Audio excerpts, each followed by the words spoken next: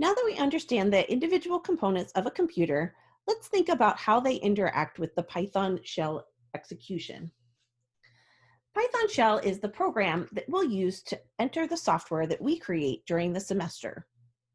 You can launch it by going to your applications area on your computer and then clicking the idle icon under Python 3.8. That will launch the software.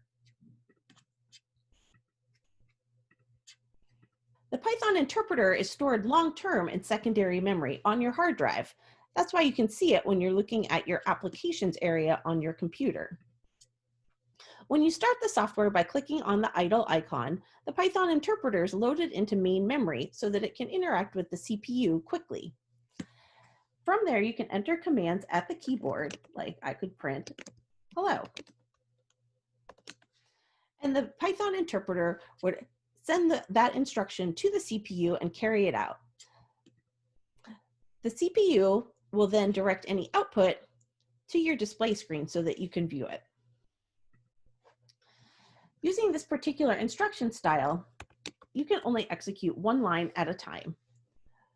So you could tell the computer to print out a message like hello, or you could carry out an arithmetic operation like 5 plus 3, but you wouldn't be able to tell it to do both of those things sequentially. You'd have to enter each instruction as you wanted it to be executed.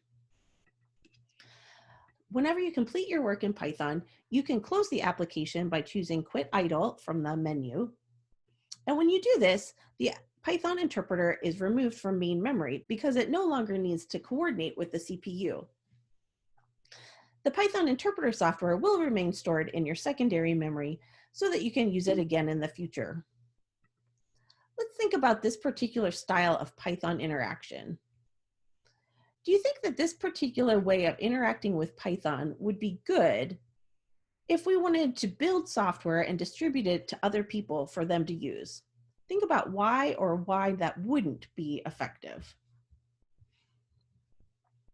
If you thought typing the instructions into the Python interpreter one at a time and then evaluating them would not be an effective mechanism for distributing software that you wanted others to use, you're right.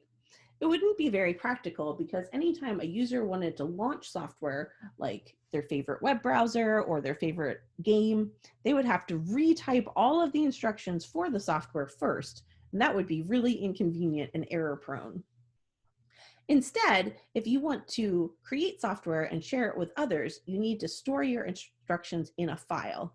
And thankfully, the idle program allows us to do that as well. Let's launch the Python interpreter again, and this time we'll create a file to store our program's instructions. So we're going to launch the idle interpreter. Just like before, when we click the idle icon, it's going to load the Python interpreter into the computer's main memory so that it can interact with the CPU.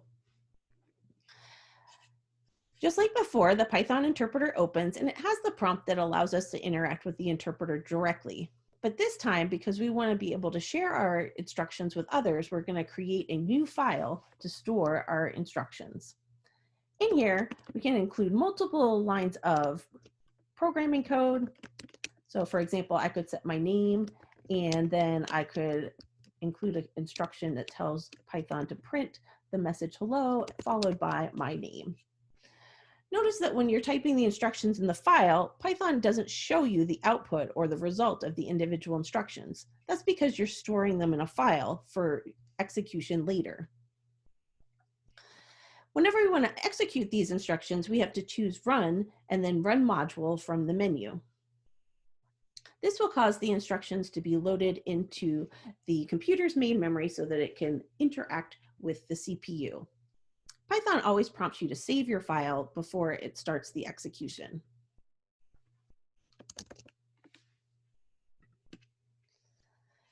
Once you've saved the file, Python loads the instructions from your file into the computer's main memory, directs the CPU to carry out the instructions included in your file, and then displays any output to your display screen so that you can see the result of your program. In this case, it prints out my message, hello, Dr. A. Now, whenever we close idle, it will remove the Python interpreter from main memory because you're no longer interacting with the CPU for that particular program, But if we relaunch idle in the future, we'll still be able to recall the contents of our file. You can get to it by viewing the recent files, or you can just navigate to it within your file structure. It has my instructions saved there. That makes it more convenient if we want to create software that we distribute to others later. There's lots of different options for distributing a file or sharing it with other people. You could share it via email, you could put it on a CD or a USB drive, or you could make it a downloadable file on the internet.